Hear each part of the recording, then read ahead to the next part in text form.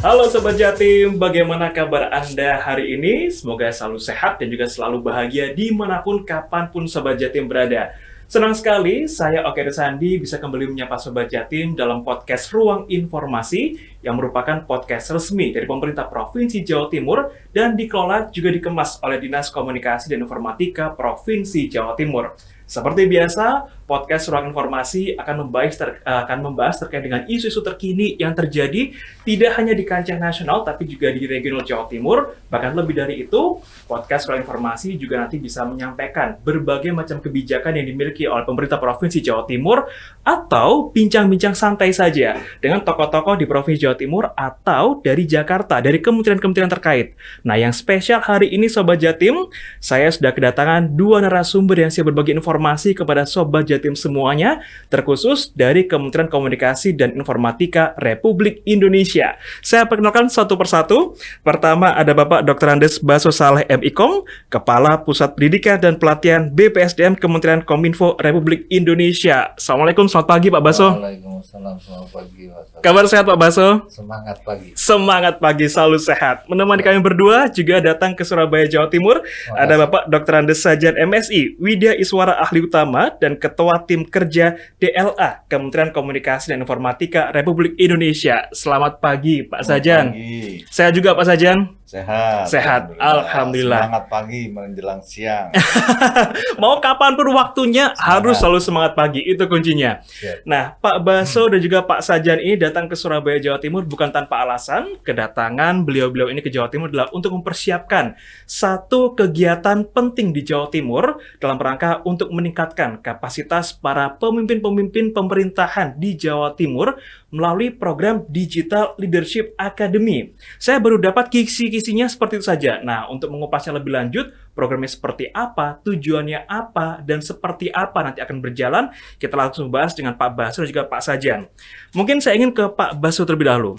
Pak Baso, saya yakin DLA atau Digital Leadership Academy ini hanya satu di antara sekian banyak program yang saat ini sedang dikerjakan oleh Kominfo RI. Nah, program lain Pak, sebelum kita mengupas tentang DLA, apa saja yang saat ini tengah dikerjakan oleh Kominfo Pak? Baik, makasih Mas Oke. Selamat pagi para Sobat Jatim, kita sebutnya. Iya. Jadi Pusat Pendidikan dan Pelatihan Kementerian Kominfo itu berada di bawah salah satu pusat di Badan Pengembangan SDM Komunikasi dan Informatika. Secara tupoksi BPSDM ini mengembangkan kompetensi baik itu masyarakat, ASN, secara keseluruhan untuk kompetensi komunikasi, informasi, dan digital. Tiga komponen itu. Sehingga kemudian di dalamnya ada berbagai program. Di antaranya tadi yang disebutkan Mas Oke, itu Digital Leadership Academy. Kami juga punya program namanya Digital Talent Scholarship.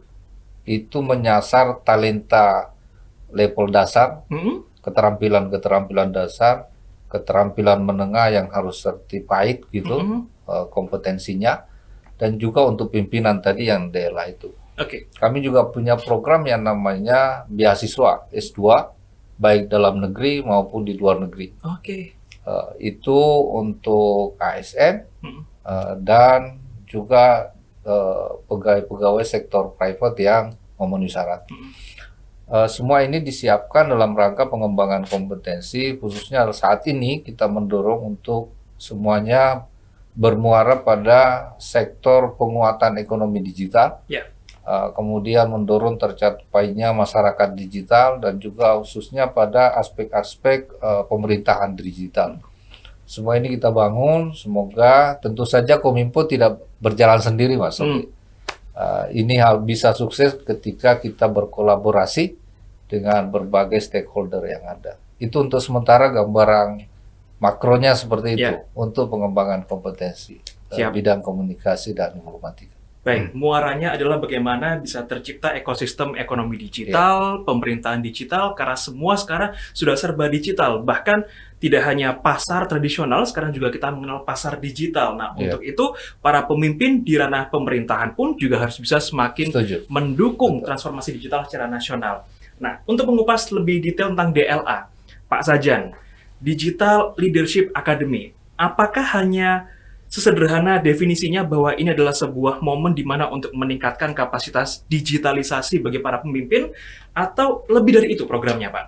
Ya, terima kasih Mas Oki. Jadi untuk program Digital Leadership Academy ini merupakan pelatihan yang dikhususkan untuk para pemimpin. Baik itu calon pemimpin maupun pemimpin yang sedang melaksanakan tugasnya sekarang.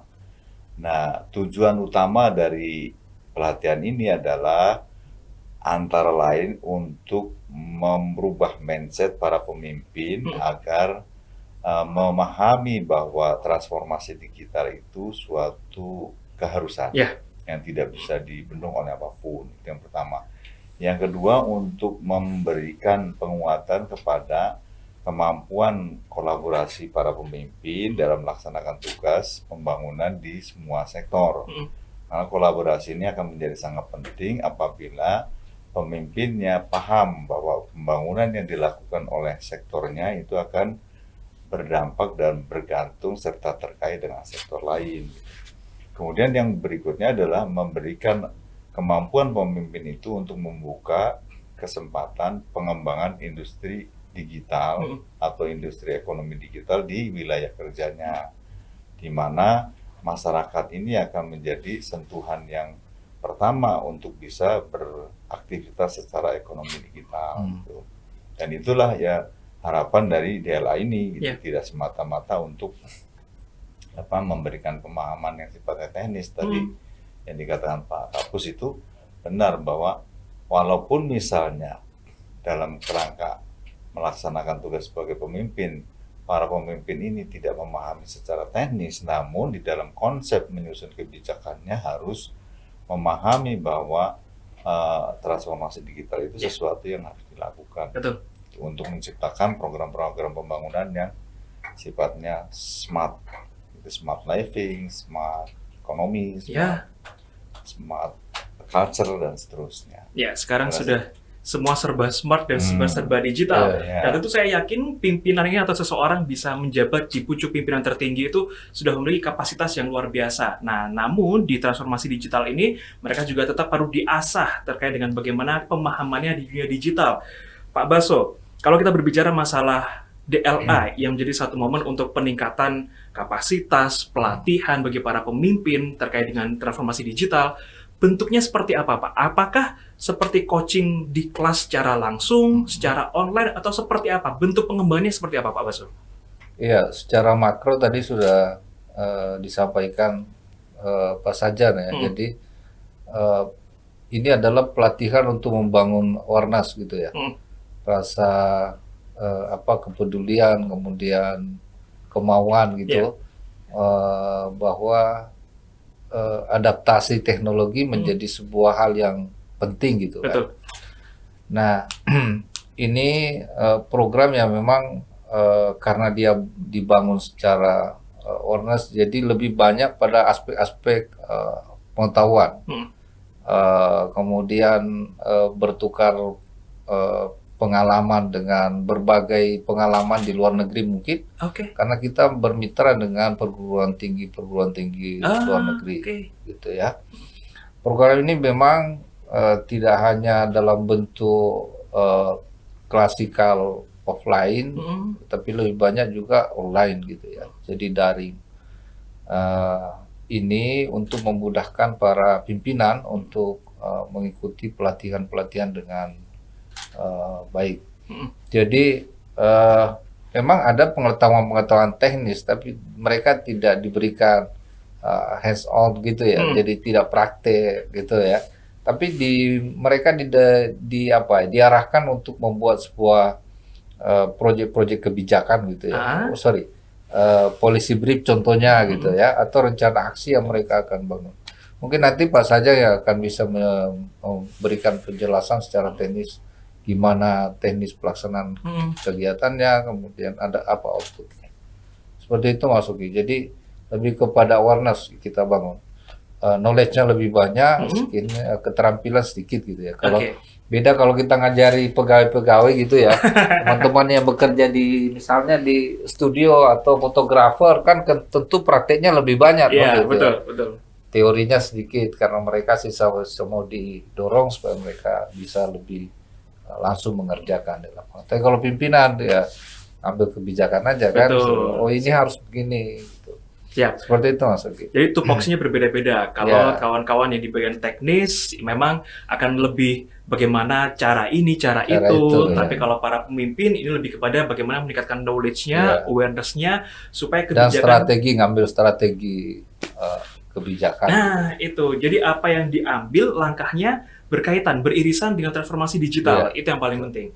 Pak Sajan, tadi seperti Pak Baso masih menjelaskan terkait dengan menumbuhkan awareness-nya para pemimpin, tapi secara detail aksi nanti yang akan dilakukan atau dilewati oleh para peserta DLA ini seperti apa kegiatannya, Pak? Kalau pelatihan DLA ini secara teknis di lapangan itu dilakukan dengan dua cara, cara yang online dan hibrid ya. Hibrid itu maksudnya penyampaian materi disampaikan oleh pemateri dan didengarkan langsung oleh peserta dalam ruang kelas, tapi ada juga materi yang disampaikan secara online dari negara dari mana pemateri itu berasal, didengarkan oleh para peserta di mana peserta itu pun berada. Jadi tidak terikat oleh ruang dan waktu dalam pelaksanaan penyampaian materi oleh pemateri kepada para peserta. Dan biasanya peserta itu setelah mengikuti pelatihan itu akan ditugaskan menyusun policy brief atau rencana aksi.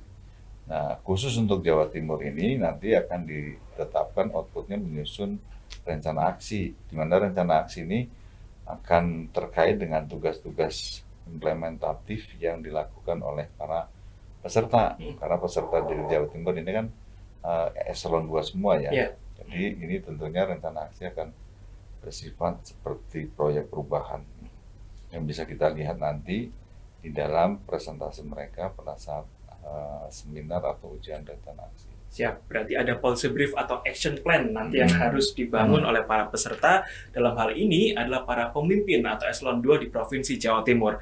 Terkait dengan bagaimana atau siapa yang memberikan pelatihan dan siapa yang menyusun materi, Pak Baso, semuanya dari internal Kementerian Kominfo atau melibatkan pihak lain, Pak? Iya, kalau materi nanti kita sebenarnya DLA ini kan ada beberapa bentuk ya. Jadi ada DLA provinsi yang kita biasanya create dengan sesuai dengan kebutuhan masing-masing provinsi itu. Misalnya ketika temanya basisnya misalnya satu data Indonesia, ada satu provinsi yang minta itu lebih materinya lebih banyak ke arah situ. Nah ini karena di Jawa Timur itu mungkin misalnya transformasi digital apa gitu. Nah, tapi secara menyiapkan kurikulum itu kita bangun bersama-sama dengan mitra, Kominfo dan mitra.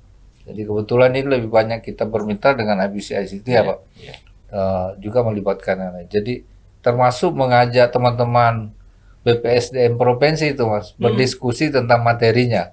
Ini pas apa enggak nih kalau ini yang kita kasih. Jadi seperti itu kita bangun. Jadi beda dengan DLA yang khusus kita siapkan, tapi misalnya kampus sana menyiapkan ini short course gitu ya. Jadi semacam beasiswa khusus mengikuti pelatihan singkat itu, yaitu memang didesain sama perguruan tinggi itu. Kita tidak bisa buat apa-apa. Tapi kalau yang khusus kita siapkan dengan teman-teman provinsi ini, kita desain bersama-sama gitu. Kita diskusikan. Nah, ini juga menyenangkan karena kampus luar negeri terlibat dalam menyiapkan materinya, tetapi desain secara globalnya itu dengan berbasis tema yang diharapkan oleh Pemprov itu bisa kita capai juga bersama-sama. Jadi temanya kalau tadi untuk DLA provinsi ini sesuai apa yang dibutuhkan provinsi tersebut. Betul. Nah, baik. Jadi informasi juga buat Sobat Jatim bahwa DLA di Jawa Timur ini nanti merupakan kerjasama antara Kementerian Komunikasi dan Informatika Republik Indonesia dengan pemerintah Provinsi Jawa Timur melalui BPSDM Jatim dan juga Dinas Komunikasi dan Informatika Provinsi Jawa Timur yang rencananya akan dilaksanakan pada tanggal 22 November hingga 13 Desember 2023. Pak Sajan, kalau kita berbicara masalah goals-nya, nah ketika nanti sudah sepanjang di tanggal 22 November sampai 13 Desember, goals yang ingin dicapai sejauh mana Pak Sajan dari DLA ini? Ya, DLA ini sebagaimana di awal tadi sampaikan Pak Kapusdiklat bahwa pelatihan DLA ini adalah untuk melakukan percepatan transformasi digital Indonesia. Khususnya di Jawa Timur, gitu, melalui perilaku tanda petik para pemimpin. Nah, pemimpin yang kita harapkan adalah dia paham tentang yang namanya digital mindset, di mana para pemimpin itu terkait dengan digital mindset itu paham bahwa kebijakan-kebijakan yang disusun dan akan dilaksanakan itu harus memperhatikan pentingnya teknologi digital. Gitu. Itu yang pertama. Yang kedua, diharapkan juga beliau-beliau ini paham terkait dengan data driven mindset, ya, bahwa program-program kebijakan yang disusun sebagai implementasi dari rencana kerja mereka itu juga berbasis data. Ya, data itu merupakan data sektor, gitu ya, data yang terkait dengan multisektor, di mana program-program pembangunan itu akan menyentuh sektor-sektor yang terkena dalam proses pembangunan itu. Misalnya kemiskinan ini akan terkait erat dengan data dinas sosial, gitu ya. Kemudian data anak usia sekolah ini akan terkait dengan data stunting misalnya. Kenapa anak usia sekolah tidak bisa sekolah karena apa? Mungkin bisa dilihat dari karena data kesehatannya, gitu. Itu contoh. Kemudian yang satu lagi adalah terkait dengan konsep berpikir yang lebih inovatif, gitu ya, bahwa kebijakan-kebijakan yang disusun dalam rangka pelaksanaan pembangunan daerahnya melalui rencana asing itu memperhatikan aspek inovasi, gitu ya, inovasi dinamika yang berhubungan dengan pembangunan itu harus berjalan sesuai dengan timeline yang ditetapkan, sesuai dengan anggaran yang disediakan, kemudian sasarannya tepat sasaran, seperti itu. Jadi pemikirannya bersifat holistik, gitu, yang kita harapkan dari para peserta DLA ini. Nah, setiap program pasti saya yakin juga berangkat dari keresahan. Nah, kalau dari DLA sendiri, Pak Baso, keresahannya apakah semata-mata karena transformasi digital semakin masif atau ada hal lain yang akhirnya membuat Kominfo tergerak untuk program ini harus berjalan dan harus sukses di Indonesia? Iya, jadi mungkin ini bukan pengamatan khusus ya, tapi saya mengamati secara umum bahwa ada relevansi antara mindset digital seorang pimpinan dengan kemajuan program-program dan transformasi digital di satu kabupaten atau kota atau provinsi. Semakin pimpinannya, misalnya seorang gubernur, seorang wali kota, mungkin bupati yang memiliki mindset digital yang bagus, itu cenderung program-program digitalisasinya bergerak cepat. Gitu. Saya menganalogikan seperti itu ya. Karena itu sebenarnya pimpinan ini sangat punya peran yang besar dalam mendorong transformasi digital ini. Yang kedua, mungkin saya juga ingin menyampaikan bahwa sebenarnya Kominfo ini kan bukan hanya sektor itu bergerak, sektor pimpinan ya.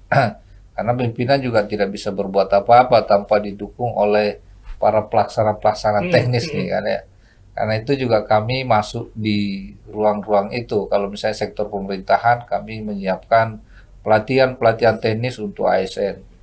Termasuk diantaranya ini bukan yang pertama kami masuk nih. Kami masuk melalui langsung, kadang-kadang dari Pusdiklat langsung ke Jawa Timur misalnya. Tapi juga kami ada UPT di sini di Jawa Timur, namanya BPSDMP Surabaya.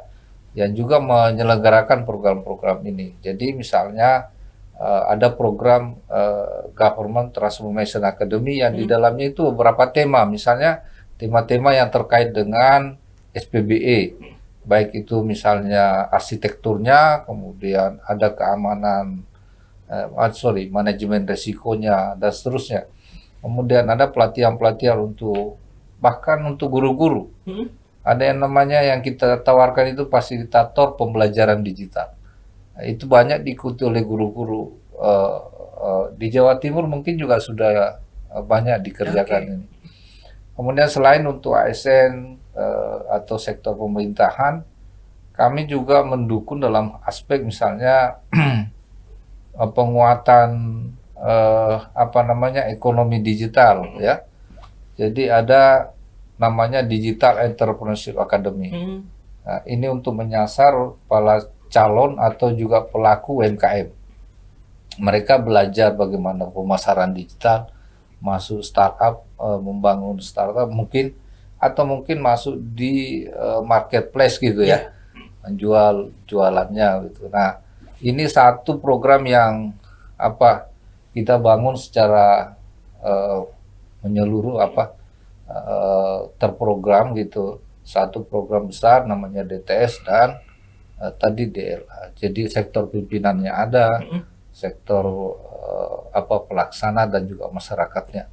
Oke, jadi tidak hanya fokus pada pimpinan atau dari pemerintahan program saja. Program itu tidak bisa jalan kalau hanya pimpinan aja yang jadi harus ada pelaksananya. Ada pelaksananya dan juga masyarakatnya. Baik, terakhir singkat Pak Baso, apa yang ingin disampaikan terkhusus terkait dengan program DLA ini, entah untuk para ASN ataupun masyarakat, karena program DLA tidak hanya menyasar pemerintah tapi juga masyarakat umum. Monggo, singkat saja Pak. Kami berharap program-program yang masuk dikerjasamakan dengan Jawa Timur ini bisa terus kita kembangkan masa depan gitu ya, dan sama-sama kita membangun masyarakat, pemerintahan dan sektor ekonomi ya, supaya bisa lebih bergerak cepat. Tentu perlu ada kolaborasi antara Kominfo dan juga pemerintah Provinsi Jawa Timur. Cukup. Siap, transformasi digital adalah sebuah keharusan yang dilakukan tidak hanya untuk masyarakat, tapi juga untuk para pemerintah ataupun pimpinan di Provinsi Jawa Timur ataupun dimanapun itu di Indonesia. Nah, kita doakan semoga DLA di Jawa Timur yang berlangsung dari tanggal 22 November hingga 13 Desember 2023 bisa berjalan lancar dan outputnya sesuai yang diharapkan oleh kawan-kawan dari Kementerian Komunikasi dan Informatika Republik Indonesia. Terima kasih Pak Baso, terima kasih Pak Sajan sudah berbincang-bincang bersama saya di podcast Ruang Informasi dan menyapa Sobat Jatim. Dan Sobat Jatim terus saksikan podcast Ruang Informasi. Saya Oke Sandi, mewakili kawan-kawan yang bertugas mengucapkan terima kasih sudah menyaksikan hari ini. Mari bersama-sama kita sebarkan semangat cinta damai. Sampai jumpa, selamat beraktivitas.